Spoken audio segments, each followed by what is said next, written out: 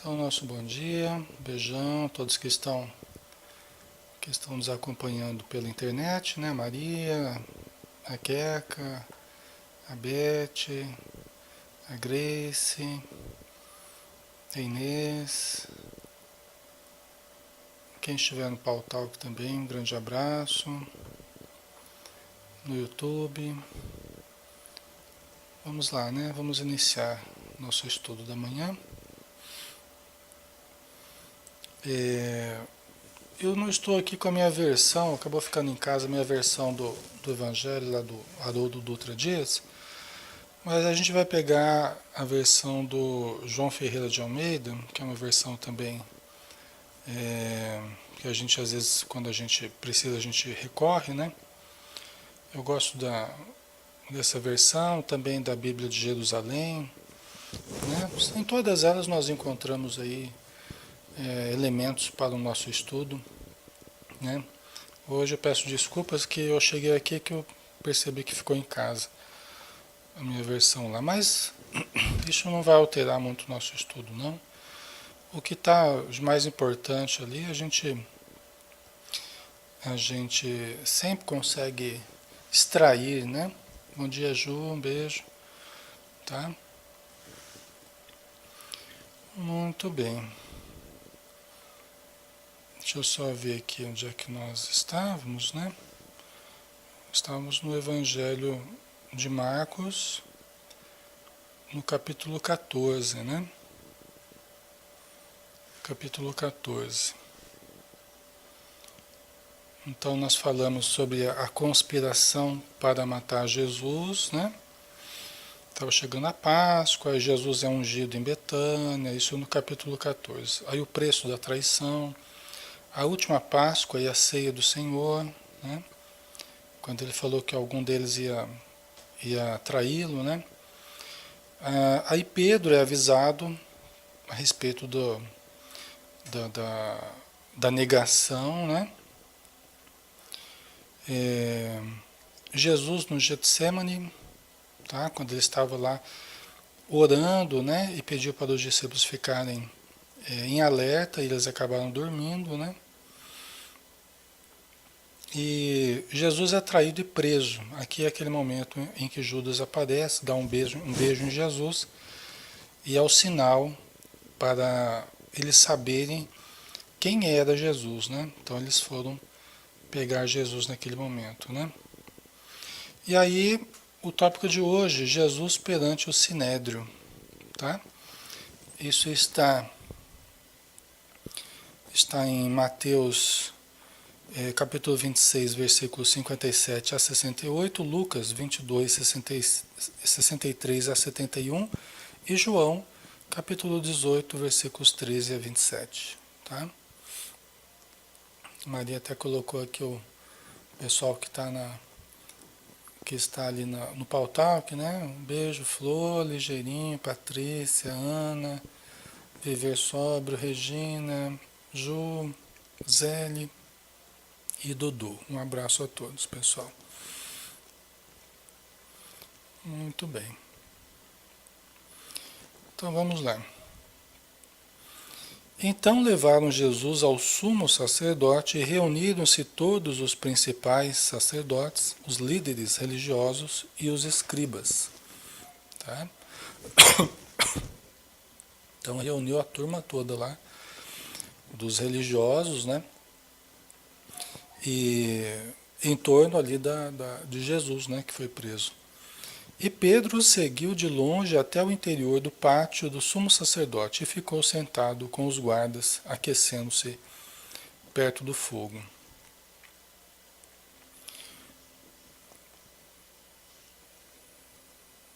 Certo. Aí continuando, né? Os principais. Peraí, só um pouquinho, pessoal.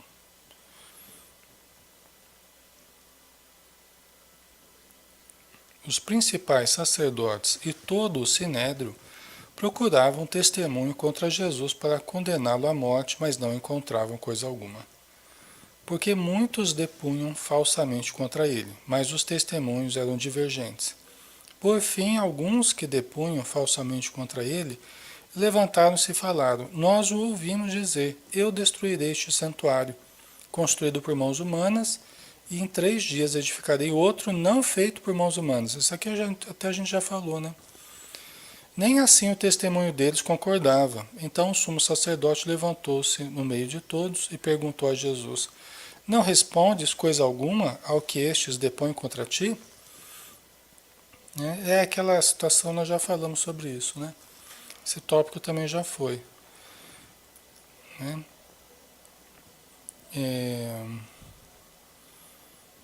E aí que eles perguntaram, né? Os fariseus perguntaram: Tu és o Cristo, o Filho do Deus bendito? Jesus respondeu: Eu sou. E vereis o Filho do Homem assentado à direita do Poderoso, vindo com as nuvens do céu. Aí o sumo sacerdote perguntou: Por que a gente está esperando aqui, né? Se ele está falando blasfêmia, né? Eles achavam que era uma blasfêmia o que ele estava falando. Ele estava falando a realidade, né? Depois Pedro nega Jesus, isso aqui também a gente já falou, né, pessoal? Então nós vamos... Vocês desculpem aí que eu perdi um pouco, porque eu tô sem o livro aqui, eu perdi um pouco minhas referências aqui, tá? Mas ok, começando então o capítulo 15 hoje, tá? Logo de manhã, os principais sacerdotes reuniram-se em conselho com os líderes religiosos, escribas e todo o sinédrio. Amarrando Jesus pelas mãos, levaram-no e o entregaram a Pilatos. Então, eles estavam em conselhos, né? Os líderes, né? Os religiosos ali, amarrando Jesus pelas mãos, né? Como se ele fosse uma pessoa violenta, como se fosse uma pessoa agressiva, né? E ele não era, né? Todo amor, todo perdão, tal. E entregaram para Pilatos, né? Pilatos que era um romano, né? Que era ali o governador, né? Da Judéia, né? E Pilatos perguntou-lhe: Tu és o rei dos judeus? Jesus lhe respondeu: É como dizes. E os principais sacerdotes o acusavam de muitas coisas, né? Cada frase que Jesus falava, né? Assim, em consonância com a realidade, com a verdade, né? Os fariseus ficavam doidos da vida, né? E eles gostavam de uma contenda, né? Pilatos voltou então a interrogá-lo: Não respondes nada? Vê quantas acusações te fazem. Quer dizer, quando perguntava alguma coisa realmente que valia a pena responder, como se ele era o Filho de Deus, o enviado, ele falava, né? Mas com relação às acusações infundadas, Jesus não ficava se defendendo, né? Nós temos muito essa mania, essa vaidade, né? Na verdade é uma vaidade da gente ficar se defendendo. Não suportar que alguém nos veja de uma forma negativa, que alguém nos veja de uma forma ruim.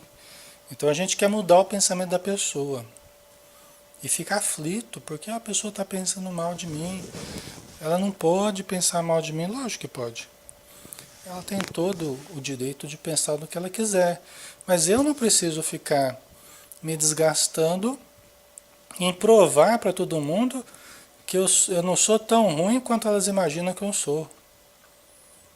Né? Eu não posso gastar energia com isso. Né? Até porque quanto mais eu fizer isso, mais as pessoas vão achar que realmente eu não sou aquele que eu estou dizendo que eu sou. Vocês entendem, pessoal? Não funciona. Quanto mais eu for tentar convencer, porque as pessoas criaram uma visão e elas não vão mudar a visão que elas têm de nós só porque a gente vai tentar convencê-la. Isso vai pegar mal, vai ficar pior ainda, né?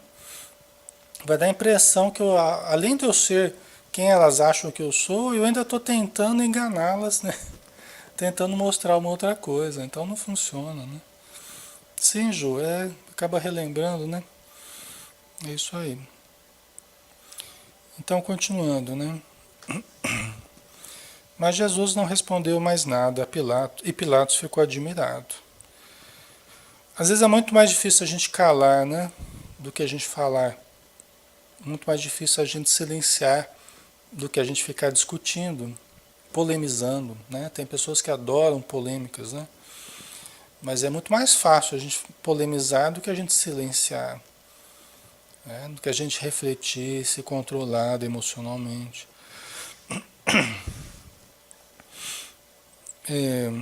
Por ocasião da festa, era costume soltar um preso que eles pedissem, né? Por ocasião da festa da Páscoa, né? Eles tinham por hábito soltar um preso, tá? Tem, aqui a gente também tem lá coisas de Natal, indulto de Natal, tem essas coisas, esses benefícios que até hoje a gente solta lá milhares de pessoas, né? Para passar o Natal fora, volta meia dúzia de três ou quatro, né? Um monte de gente já nem volta, mas enfim, né? Mas eles tinham o costume de soltar um preso naquela data, né? De Páscoa lá. E havia um homem chamado Barrabás, preso com outros rebeldes que haviam cometido um homicídio durante uma revolta. Tá? Então a história do Barrabás, não sei se vocês assistiram aquele filme Barrabás, né? Muito bonito, com Anthony Quinn, né? O Barrabás era o Anthony Quinn. Muito bom o filme, bem bonito. É um filme, aquelas grandes produções que a gente tinha no passado aí, né? Sobre esses temas históricos. É muito bacana o filme.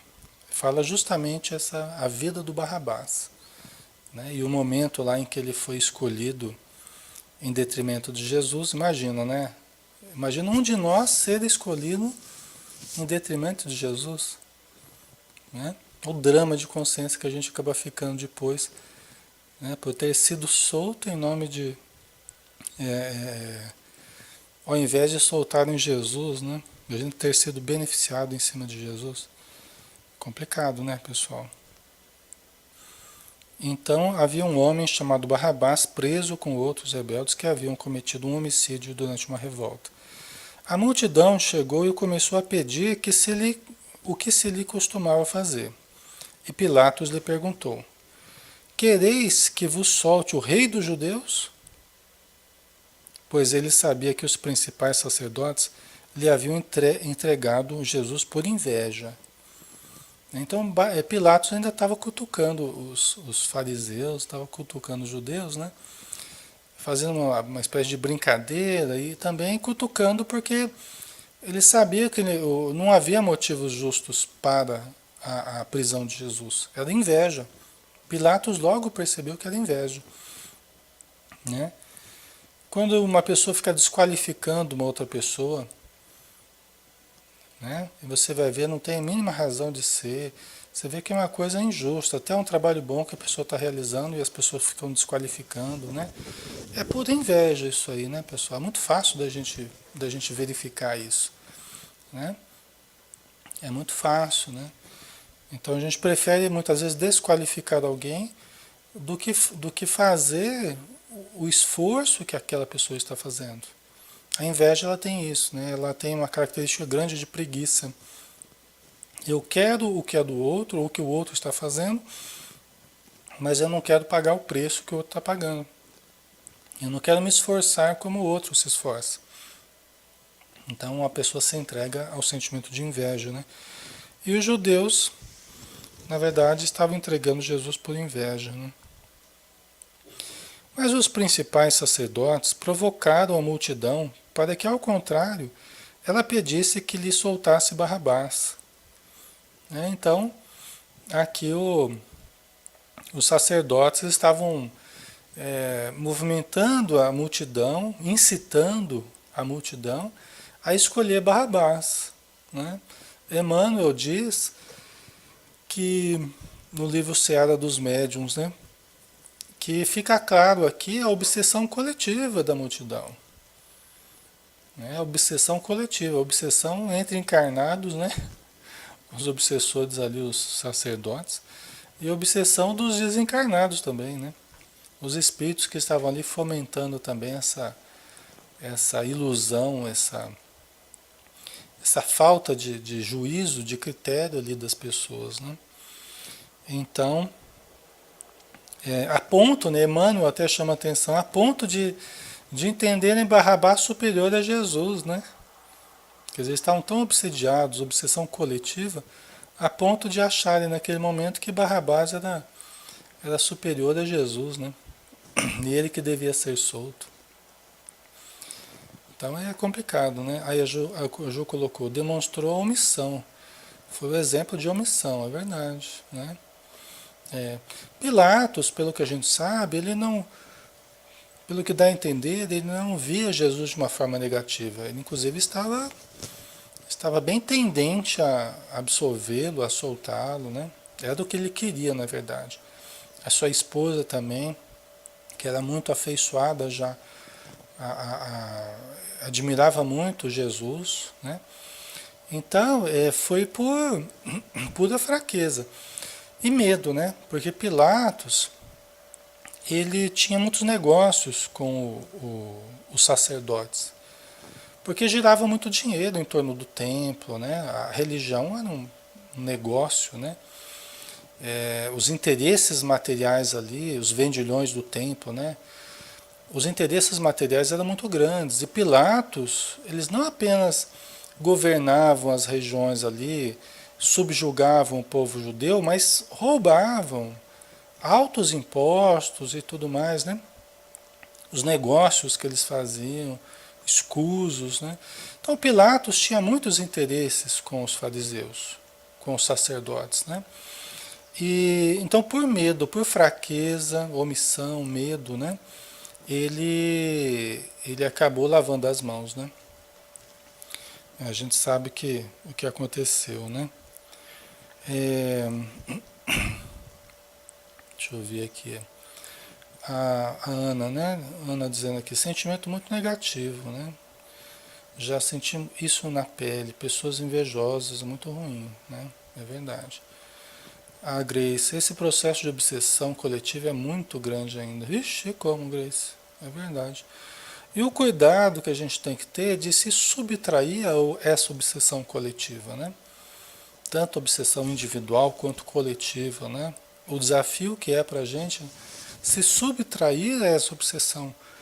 Porque é muito fácil a gente ir junto com a maré, a gente fazer o que todo mundo está fazendo, a gente pensar o que todo mundo está pensando. Aí a gente usa um mecanismo de defesa do ego, que é a racionalização, e a gente fala assim, tá todo mundo fazendo, por que eu não vou fazer? Não dá nada não.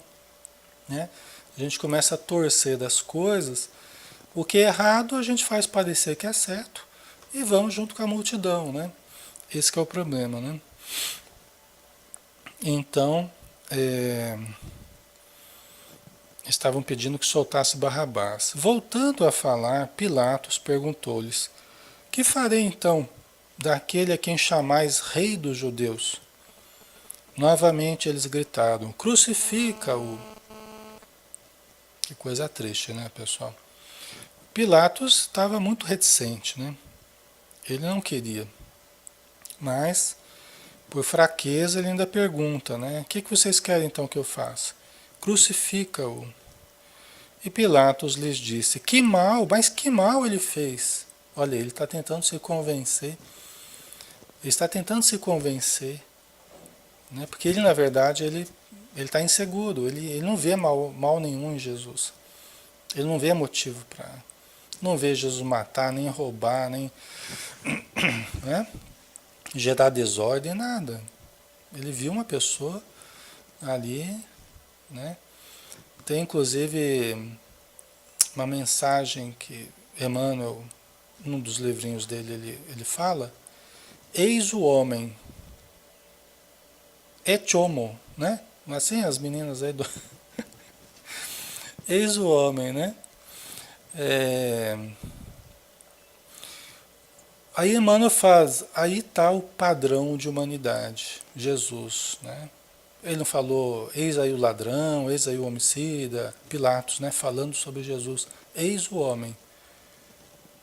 Né? Não usou nenhum outro termo para dizer o que ele era, né? Principalmente termos negativos. Ele simplesmente disse, eis o homem. E Emmanuel fala sobre isso de uma forma muito bonita. Né? Realmente Jesus foi o padrão de humanidade mais digno, né? Que nós já tivemos. Então é interessante isso, né? É, então Pilatos, querendo agradar a multidão, soltou Barrabás e, tendo mandado espancar Jesus, entregou-o para ser crucificado. Pecado, né, pessoal? Né? Todos esses envolvidos, nós sabemos o que aconteceu com Pilatos, né? Nós sabemos o que aconteceu com Pilatos, né? Depois ele desenvolveu toque, né? Ele já tinha medo, né? Inseguro, aí ele criou um drama de consciência, desenvolveu o transtorno obsessivo compulsivo, não parava mais de lavar as mãos, né? Que agravou a patologia que ele já possuía, né? Que ele já tinha desenvolvido, né? É triste, né, Ju? É uma situação muito complicada, né? A gente saber, né, imaginar, né, que espancaram Jesus, né? E fizeram tudo o que quiseram, né? Uma situação bem complicada, né? Aí vamos para o próximo item aqui. Os soldados zombam de Jesus, tá? No versículo 16 aqui, capítulo 15, versículo 16. Os soldados levaram-no então para dentro do palácio, que é o pretório, e convocaram todo o destacamento de soldados.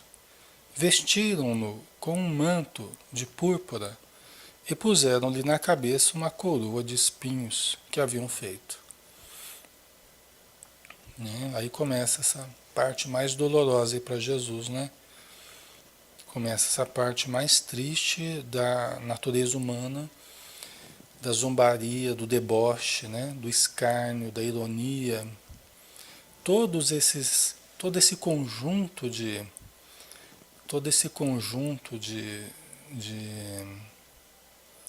ignomínias, né? Esse conjunto de baixezas da humanidade, do ser humano, né? No que tem de pior, parece que assomou naquele momento, né? Aqui a gente está vendo, depois da gente ver tantas virtudes expressas por Jesus, tanta luz irradiada, o lado luz do ser humano, né? Expresso em Jesus, agora a gente está vendo toda a sombra da humanidade.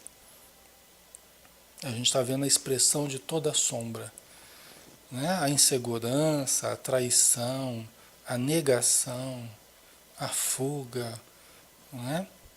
O medo. A gente está vendo todo esse conjunto de fragilidades do ser humano, não é? Esse conjunto de fragilidades aí, não é? A agressividade, o escárnio, a ironia, né? Isso tudo, né, pessoal, até hoje, né, vale a pena a gente falar um pouquinho sobre isso. Até hoje, na televisão, né, nos meios de comunicação, a gente vê esses venenos sendo destilados, né? O escárnio, a zombaria, a ironia, o deboche, sendo destilados ainda em grandes doses para a humanidade, né? Infelizmente. E a gente sabe que essas atitudes, esses comportamentos, eles visam a quê? Eles visam que a criatura não sinta as situações. Qual é a função da ironia? Qual é a função do sarcasmo? Qual é a função do deboche? Né? A função é criar uma defesa, é a expressão de uma defesa nossa, para que nós não sintamos.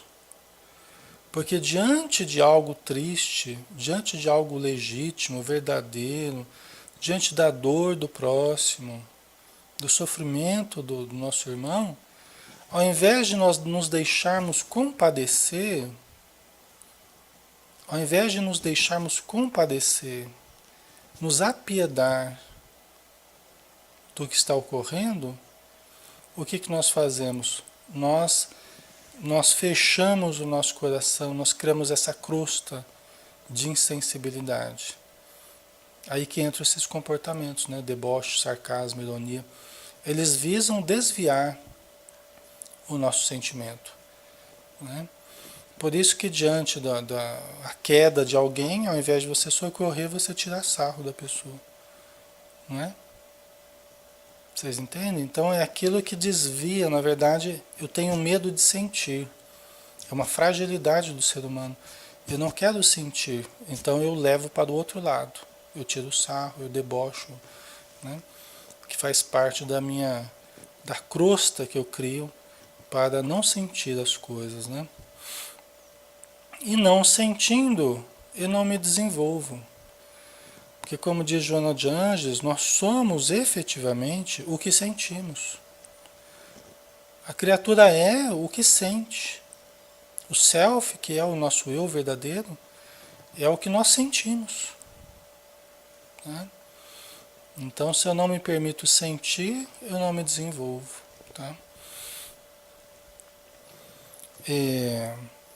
Vestiram-no com um manto de púrpura, e colocaram a coroa de espinhos que haviam feito. E começaram a saudá-lo, viva o rei dos judeus. Isso os romanos falando, né? Porque eles aproveitavam a situação e também tiravam um sarro dos judeus, né? Jesus foi um prato cheio para os romanos nesse sentido, né? Foi mais um combustível aí na zombaria deles, né? No escárnio deles perante os judeus, né? Que também estava errado, né? Batiam-lhe na cabeça com um bordão, cuspiam-lhe e de joelhos adoravam-no, zombando, né? Depois de zombarem dele desse modo, despiram-lhe o manto de púrpura e vestiram-lhe roupas. Então o levaram para fora a fim de crucificá-lo.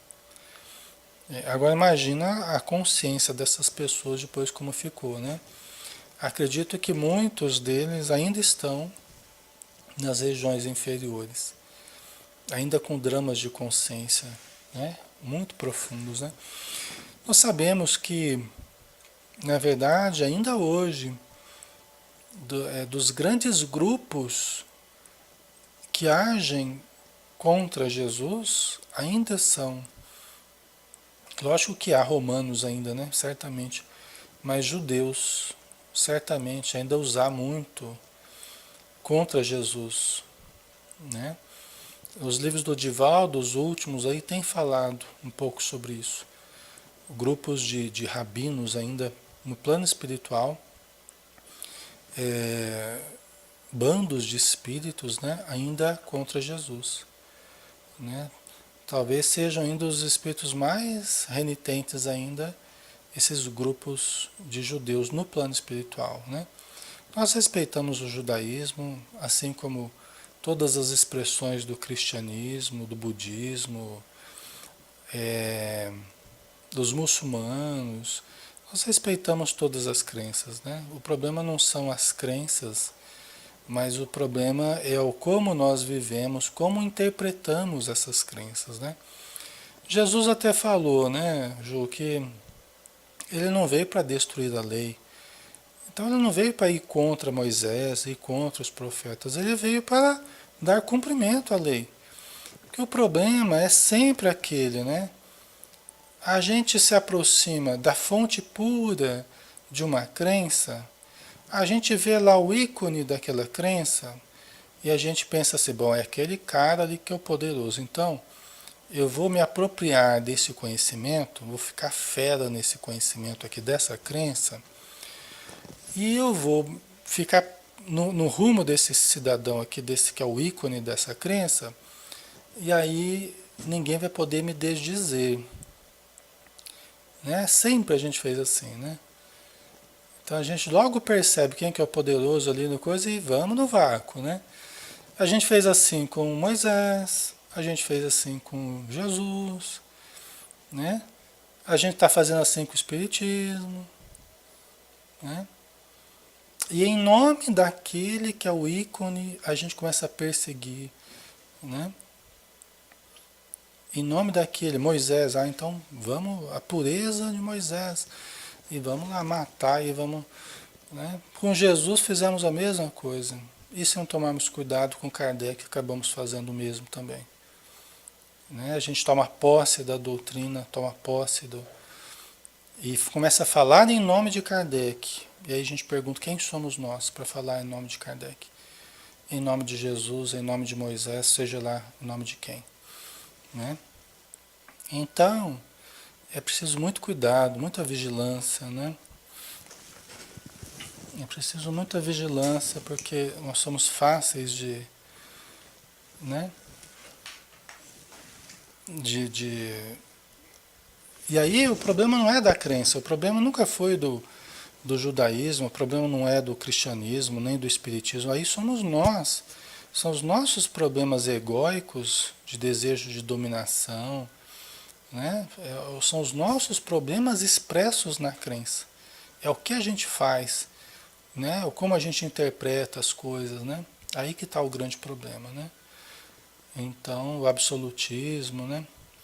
A Ju, lembra de Constantino? Somou as coisas por conveniência, né? Exatamente, Ju.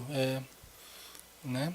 Transformou o cristianismo em religião oficial, né? Do Império Romano, né? E muitas vezes passou de perseguido, passou a perseguir, né? Esse é o grande problema, né? Infelizmente. Aí vamos mais um pouquinho aqui, né? É, o Hermínio Miranda,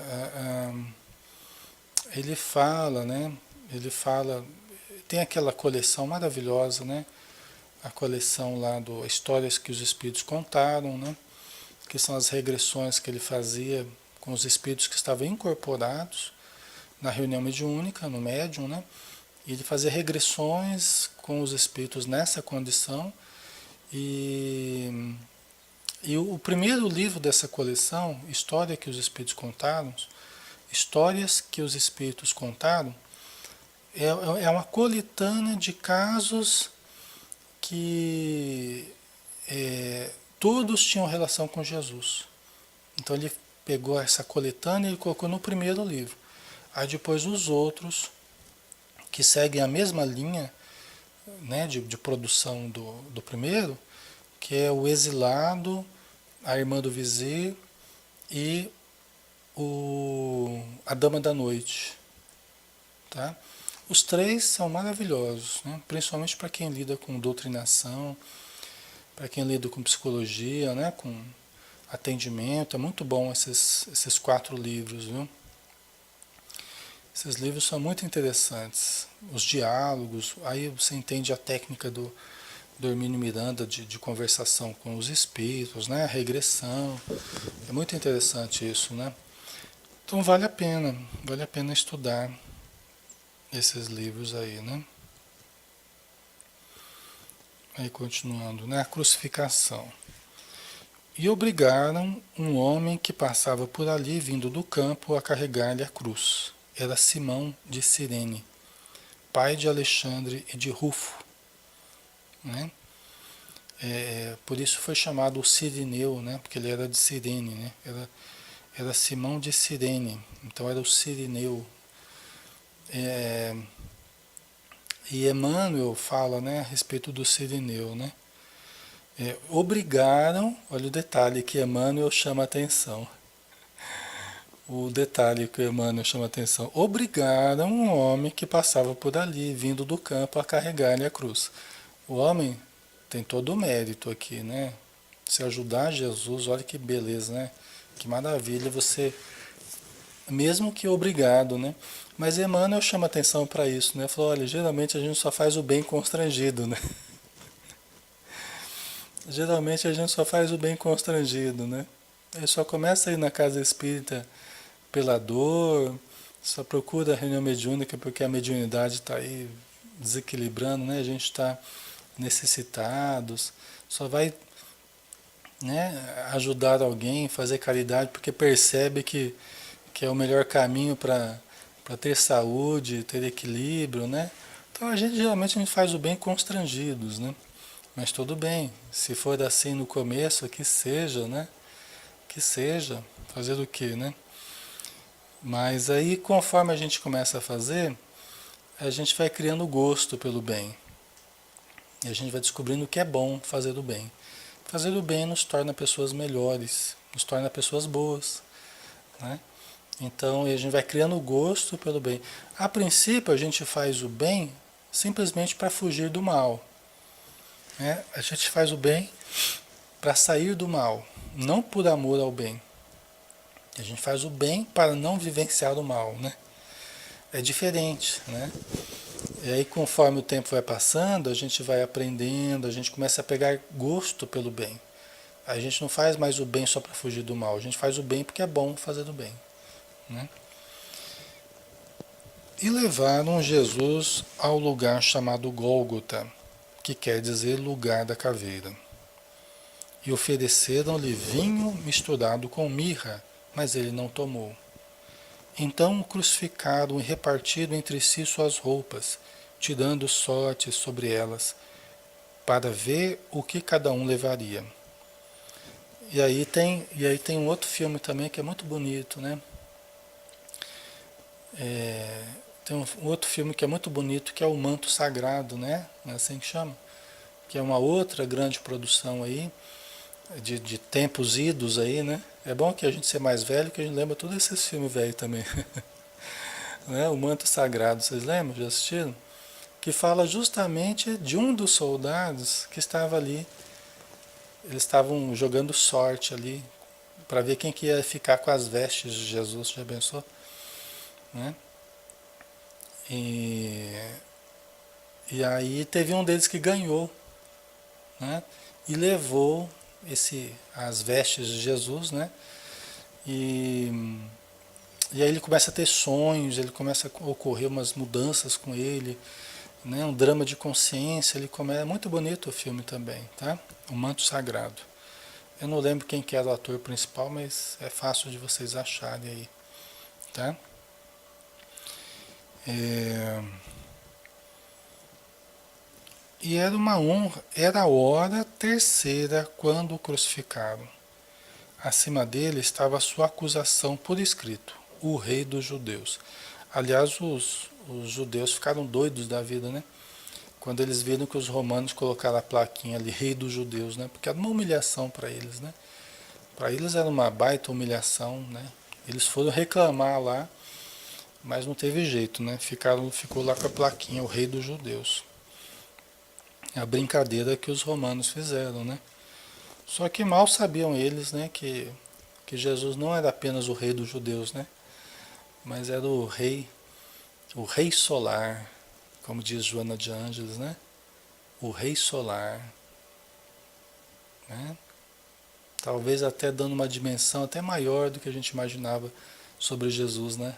A gente imagina Jesus muito vinculado à Terra, foi um dos espíritos, foi o espírito que governou toda a construção do nosso planeta, toda a estruturação, mas talvez seja muito mais do que isso, né? Joana de Ângeles o chama do rei solar, né? Talvez tenha uma relação com todo o sistema solar, a gente não sabe, né?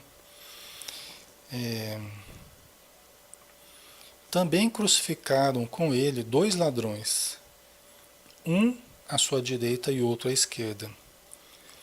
E cumpriu-se a escritura, e foi contado com os transgressores, né? Quer dizer, foi junto lá com os transgressores, né?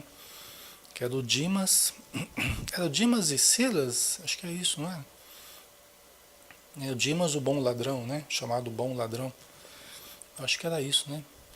E, e eram dois conhecidos de Jesus já, né? Cresceram ali juntos, né? Eram daqueles que faziam parte da convivência de Jesus ali. Tem até um livro muito interessante, muito bonito, um livro de rara sensibilidade, que é A Convite do Pai, da Oneida Terra. Maravilhoso livro.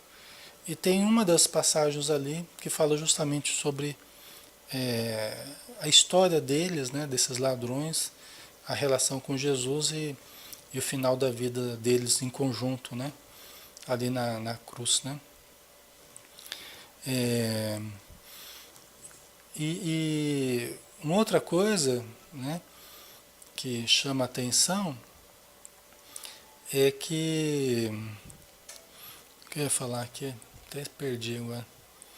Eu estava falando de Dimas, né, de Silas, né, do bom ladrão. E Jesus estava crucificado ali entre eles, né? Estou tentando lembrar aqui que eu ia falar, tinha um negócio engatilhado aqui, mas eu acabei perdendo. E cumpriu-se a escritura que diz, e foi contado com os transgressores. A Emmanuel diz que até no final da vida, né? Até no final da vida, é, ele estava em meio a obsediados, né? A convite do Pai, Grace. A convite do Pai. Tá? Então até o Emmanuel fala, né, no Seara dos Médiuns, né, que até no final da vida Jesus estava em meio a obsediados, né, a cleptomaníacos contumazes, no caso dos ladrões aqui, né, em que Jesus foi crucificado, né, que até no final da existência, né. E os que passavam o insultavam, balançando a cabeça e diziam: Ah, tu que destróis o santuário e em 3 dias o reedificas, salva a ti mesmo, descendo da cruz. O pessoal não entendeu nada, né? Não entendeu nada. Porque Jesus tinha falado: destruir este templo. Qual templo? O templo. O templo. Acharam que era o templo de Salomão, né? Acharam que era um templo de Salomão. Mas Jesus estava falando do seu corpo. Né? Jesus estava falando do seu corpo. Destruir este templo. Né? E eu o reedificarei, eu o reconstruirei em 3 dias. Né? E é o que aconteceu. Né? O que aconteceu é que realmente, depois de 3 dias, Jesus reapareceu. Né? Certo? E aí no final ainda estavam falando para Jesus, né? Estavam insultando ele, balançando a cabeça, dizendo: Ah, tu que destróis o santuário, e em 3 dias o reedificas, salva a ti mesmo, descendo da cruz. Né? Querendo dizer, né, que Jesus não tinha o poder de salvar nem a si mesmo, como é que ia salvar todo mundo, né? Mas é aquela falta de informação ainda, né? Aquela ignorância do ser humano. Né? Então isso dá para a gente entender, né? De igual modo, os principais sacerdotes, com os escribas zombando dele, diziam entre si: salvou os outros, mas não consegue salvar a si mesmo. Né? É como às vezes alguém falando: ah, aquele médium lá, ele ajuda todo mundo, mas ele acabou ficando doente. Né? Ou está com um problema na família. E às vezes a pessoa esquece que o médium, o palestrante, o médium curador, ou qualquer coisa que ele seja, ele vai ter desafios pessoais. E talvez ele faça para os outros o que ele não consiga fazer para si mesmo. Né? Pode ser. O que aí não é motivo de diminuição, né?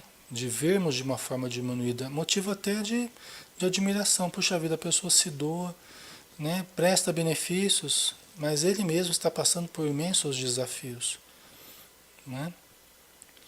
Então é lógico que nós, os desafios que nós passamos, é devido aos débitos que nós temos antigos, né? Mas Jesus não tinha débitos, essa é a diferença, né? Tudo que ele passou foi por puro amor, por pura devoção ao bem, uma missão maravilhosa, né? Nós não, nós estamos tendo que saldar débitos muito antigos, né? É, então, não é fácil, né? Pessoal, vamos dar uma paradinha aqui, e nós já estamos na nossa hora. Aí semana que vem a gente continua desse versículo que a gente parou aí, tá? A gente vai pegar do versículo 32 e a gente vai em frente aí no Evangelho de Marcos, né, capítulo 15, tá bom? Convido a todos para fazermos a nossa prece, né? Agradecendo a Jesus pelo momento, pela ajuda que recebemos, pedindo que ampare, né, todos os irmãos que estão conosco, estudando, observando, aprendendo, auxiliando, recebendo. Obrigado, Senhor Jesus, por mais uma manhã de luz nas nossas vidas. Tu sabes, Mestre querido, o respeito que lhe devotamos, o carinho que temos para contigo, a gratidão que nos move constantemente, porque sabemos que tu és o caminho da verdade e da vida, e que ninguém vai ao Pai se não for através de ti. Tu és o pão da vida e a luz do mundo, e que quem segue os teus passos não se perde jamais. Muito obrigado por tudo, Senhor. Que a luz do teu amor nos envolva, nos ilumine, hoje e sempre. Que assim seja.